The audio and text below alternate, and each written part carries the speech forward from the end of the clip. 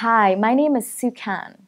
I'm an actress from Edinburgh in Scotland now living in New York. One thing that has come to my attention is that many Americans sometimes have trouble properly communicating with Scottish people they encounter. The purpose of this video is to highlight these current prevailing problems, educate the masses as to the measures that can be taken and thus hopefully avoid any potential problems from arising.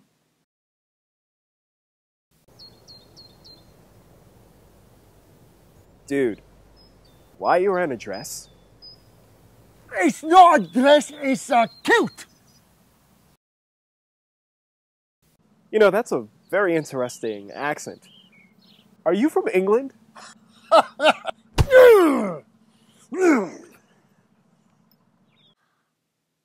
Let's see how that scenario could have played out better. That's a very interesting cultural costume you're wearing. What can you tell me about it?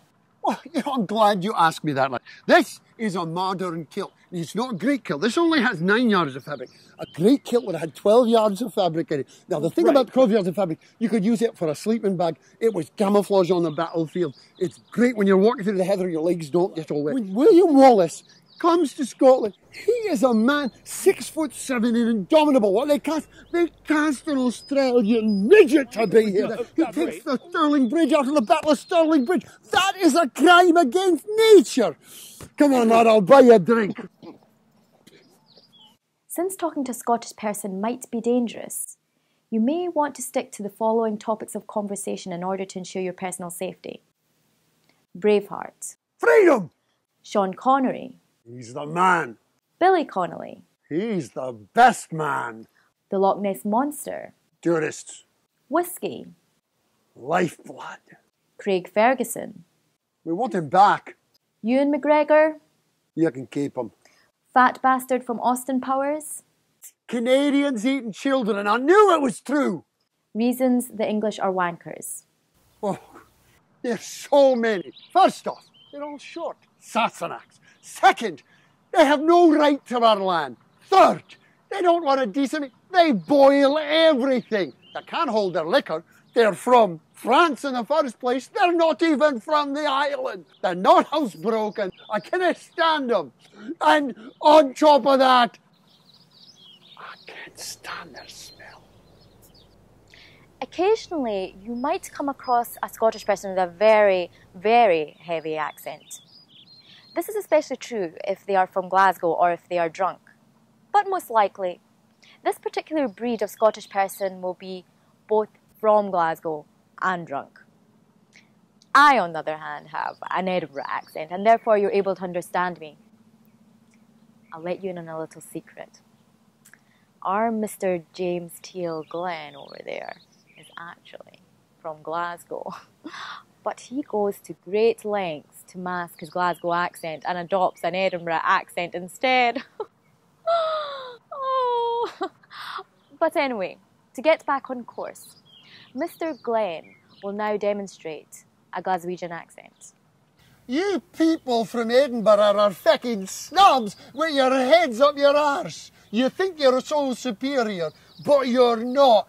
I do not like the way that Glaswegian people are being misrepresented in this video, particularly by a wee slapper from Edinburgh who's no bigger than a wee Englishman's tadger, and we all know how freaking small those are. Occasionally, you may have to resort to very direct, non-verbal, but universally recognizable forms of communication.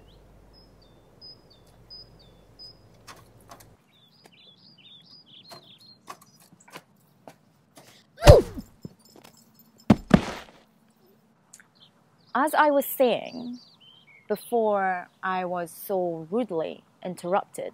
Sorry. In difficult situations such as conversing with a person from Glasgow, don't be afraid to enlist the help of a third-party translator. Oh, man, here, I'm going to tell you. Tell you the thing, wait a minute, you're not supposed to, you know, the big transfer into the giant whale. Can you tell me what is that? Wait, I can help. He wants to know how to get to the Museum of Natural History. Right, that's it. Oh, okay. Just take the B or C subway over to 81st Street. I tell you about. You don't care what he said? No, he you said, You have to take the beer C train all the way up 28 to First Street, you know what I mean? Oh, great, fabulous. Thank you very much. I appreciate that, lad. Have a good day, dear. We hope this video has been helpful. Remember that talking to a Scottish person can be dangerous, but if you're able to fully implement the advice recommended in this video, you will hopefully save yourself the unnecessary pain and suffering, demonstrating that ultimately it is always a choice. So make the right choice. In fact, when followed correctly, these guidelines can lead to a rich and rewarding cultural experience. So bagpipes, my friend, they actually began in the Middle East. Most people don't realise that. They were made out of goat skins with a single reed.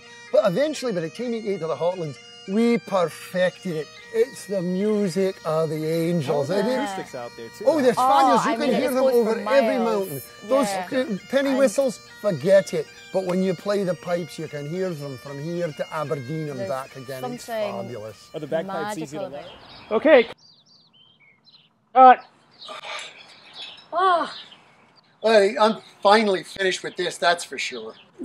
oh, this is so tiring. You know to speak in a Scottish accent? Oh my God, I can't stand it most of the time. It makes me go out of my freaking mind. I know, I mean, I don't have the ginger hair and the freckles in the face. Yeah. All right, come on, let's go get some Chinese food. Oh, you racist! Oh yeah? What are you going to do about it? Okay.